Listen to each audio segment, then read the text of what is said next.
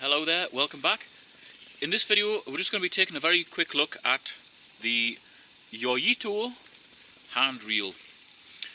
Now there's not actually anything in this bag. It's constructed well enough. It's got a couple of straps on there which would allow you to fix it to like molly sort of attachments on a backpack, but I find it a little bit too tight and it doesn't allow for any other extra gear. So I'll show you what I've done. I've put my Yoyito reel inside the Maxpedition barnacle. I'll put a link to this in the video description. These are becoming increasingly difficult to find for some reason. I actually wanted a green one. I could only find black ones at the time of making this video. So I'll put a link to whatever version I can find. I mean, you guys in the US, you probably have a better chance of finding a green one if you want one. But black was the only one I could get. Not that there's anything wrong with that. I am probably the whitest man on the planet, but I recognise that black is a colour.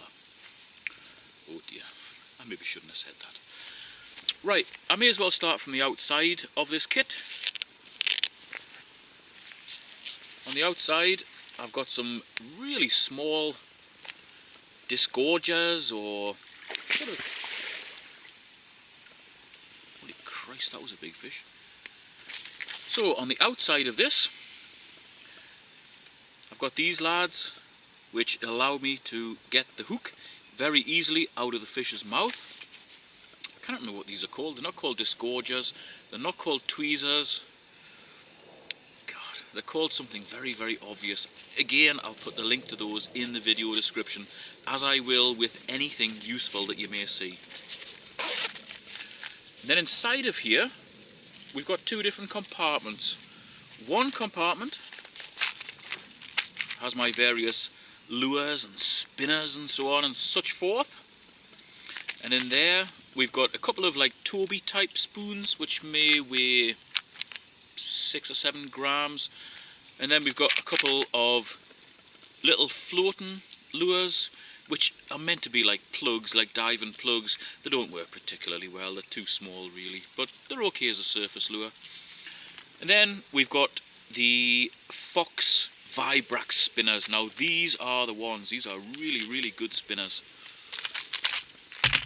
And then in addition to that, we've got some fake grubs and bloodworms and so on. Again, all just plasticky stuff. You just slide a hook through those. They're really good for catching trout, which is primarily what I fish for. Then I've got 3 of the EZ trout magnet floats. These are really, really good. I would definitely recommend these, and I think I'm going to do a specific video on these in the very near future. Then on the other side, if it'll come out and it is a tight fit, we've got the actual reel itself. Oh, actually before I show you that, there is something on the inside pocket, which is a selection of hooks and small weights which just clip to the line, and that's about it. So that's a pretty comprehensive kit that fits inside of that very small pouch. Now you may notice that I've put a little bit of paracord on there, and that can be adjusted to fit your wrist. I've put that on because when you hold this thing, there's a pretty good chance that it might just fall off, and if it falls off it's going to sink and you're going to lose it. So by having this little bit of string around my wrist, it just ensures that I cannot lose this thing. So that is the reel itself. It's absolutely beautifully fashioned out of aluminium, and I think it's like aircraft grade aluminium for some reason. Maybe not, I wouldn't know. But it's really smooth and very nice to handle. And if you notice, it's got a straight side and a curved side. That curved side is where you would throw the line off. And I've just got a clear rubber band thing there. Can't remember whether that came with the reel or not. That might have actually been off a spool of nylon that I bought many years ago, but it fits over here beautifully. Then we've got the spool, which is loaded currently with 6-pound nylon. On the end of there, I've got a little artificial grub. I find that really quite attractive, or should I say the trout that I fish for find that quite attractive.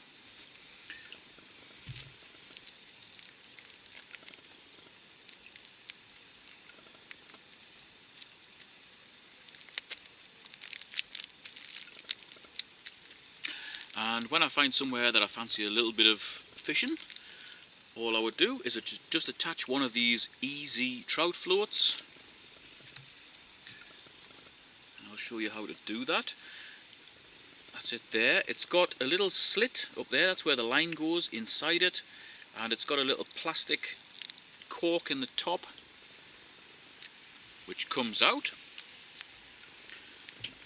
So, what are we going to have it? I don't know, maybe 10 inches down or something. So we just put the line inside that slit. It goes right inside the middle of the float, and then we use a stopper, poke in the top, and that sets the float at that height. Actually, that's probably a little bit too deep. Just take that out. Slide that up. Yeah, we'll have it about 6 or 7 inches under the float. Hopefully you'll be able to see that.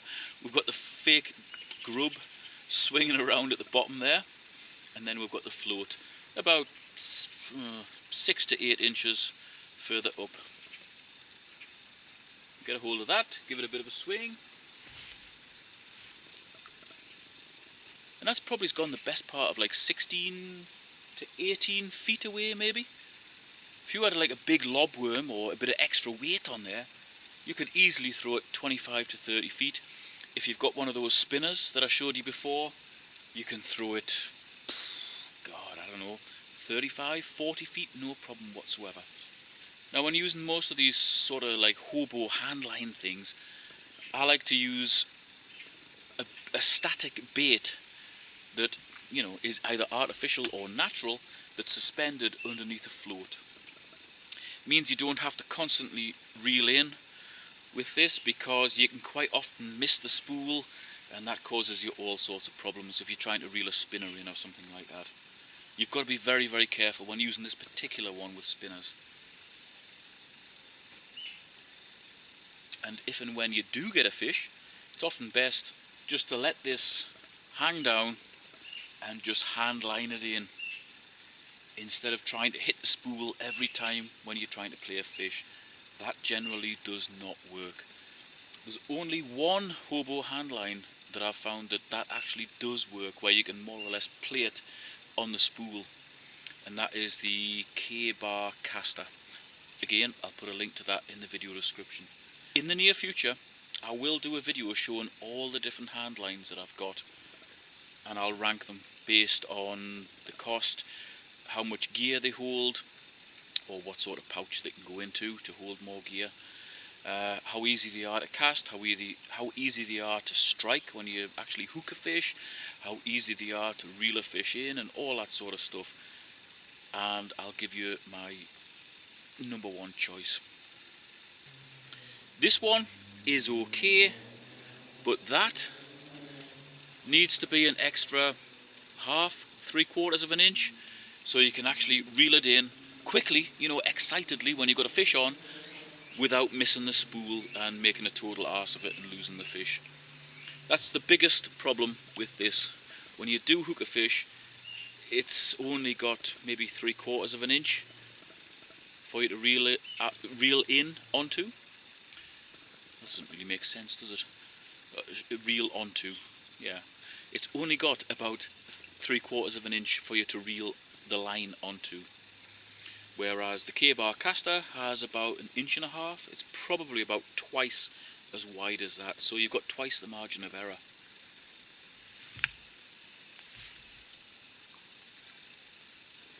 That one went even further, well over 20 feet. So you can throw the line off this very, very easily. Reeling it in is okay. I tend to put my thumb up like that, so as I'm coming up, the thumb is just constantly guiding the line onto the reel. But when you're playing a fish, you do get a little bit excited and you tend to miss the reel, you know. And that went out for miles, you know. For a little hand reel, it does cast very well. And it's just due to that being tapered to allow the line to easily, whoops, oh, high up. Balls, we've got a fish. Oh, it's just dropped off. I was really hoping that I wouldn't catch any fish.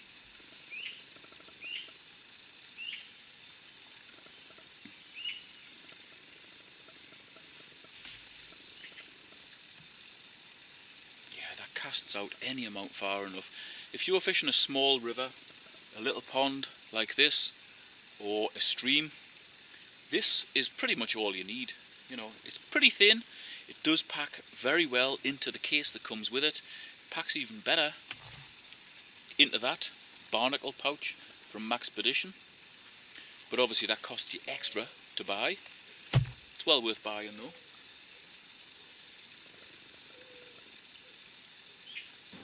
Now what I'm throwing out here weighs next to nothing. This little foam float is so light you can't even feel it when you got it in your hand. And then the grub with the hook through it, I don't know, maybe it weighs 1.5 grams, 2 grams. You know, it is the definition of micro fishing. But it does throw a canny weight.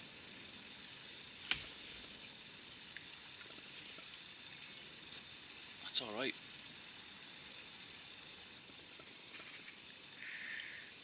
Now I'm going to take that off now. There you go. Where are we? Here we are. And that's how easy it is to take that float off, and that's why I always recommend these easy trout floats. They're really good. It's so much easier than trying to make one of these out of a lump of, like, I don't know, fly floating stuff and clag it on and it slides down the line. This thing is so much easier to put on and take back off again, and you can use it time and time again. Now this reel does have 2 holes, one there and one there, and that's for you to put the hook through if you want to leave something attached, i.e. this sort of thing.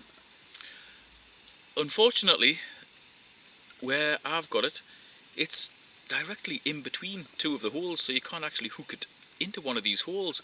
I would have loved to have seen these holes like here, here, here, here, here, here, here, here, here, here, all the way around.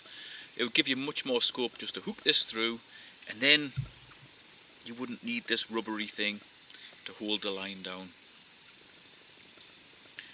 That's a minor point, but considering how much thought and care has gone into making this thing, you'd think for the sake of a few more bloody holes they would have just drilled them. You know, that would pretty much finish this off. I mean, it would make it a really good reel. I do like using this thing.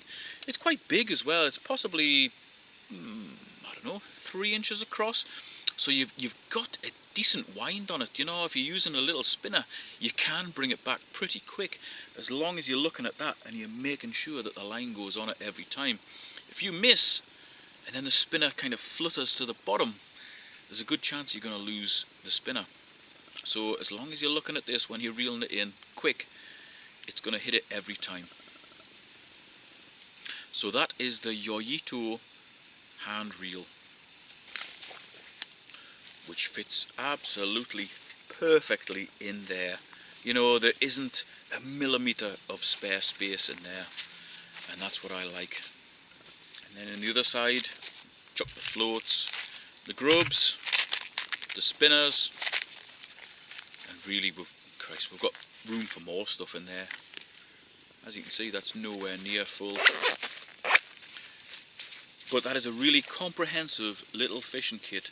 Just throw that in your car, attach it to your backpack, and you've got everything you need there to catch fish. So, would I recommend the Yoyito hand reel? Yes, I would. It is very good, and it's beautifully manufactured. It feels really nice in your hand, but I don't think it's the easiest one to reel in onto when you've actually hooked a fish. That's not a problem for folks that just like to let it hang and hand line it in. I've seen a lot of people doing that. That way is effective, and it does allow you to really rive the fish in very quickly. So if you're prepared to hand line it in, this could be the one for you. It's pretty expensive. The prices seem to be all over the place, but I actually bought this one on Amazon. I think it was, oh god, it was so long ago, I can't remember what it was. I'll put the link to it in the video description. Hopefully it won't have gone up much since I bought this, because I thought it was, a reasonable cost for what it was. And really, if you're looking for a slim, lightweight hand reel that'll go into a little pack, or even just carry in this small bag, this is an excellent choice for you. Because that K-bar caster, which is my personal favourite, is pretty long. That's about that sort of length and that sort of thickness. It does take up quite a space in your pack, so if you wanted to go ultra minimalist, the Yoyito could be the way to go. Anyway, check the links out in the description. Let me know what you think in the comments, and I'll see you in the next video, when we may well be taking a look at all those hobo hand reels that I've got. And I have got quite a few. And I've caught fish on all of them. So I'll be able to give you a good, balanced critique of how well they perform. Awesome stuff.